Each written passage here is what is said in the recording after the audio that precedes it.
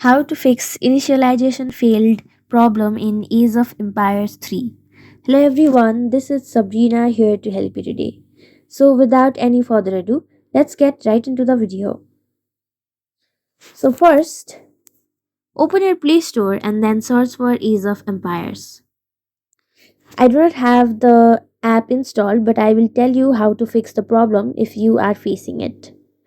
So the first step is to make sure you have the latest version of the application. So to do so, check if there is an update button instead of open button or play button. If there is an update button, simply click on it and then get the latest version of Age of Empires Mobile. Next step is make sure you are connected to a stable internet connection. Sometimes this initialization failed problem also occurs due to low internet connection. After that, go to settings and then go to apps. The third step is to clear cache of the application.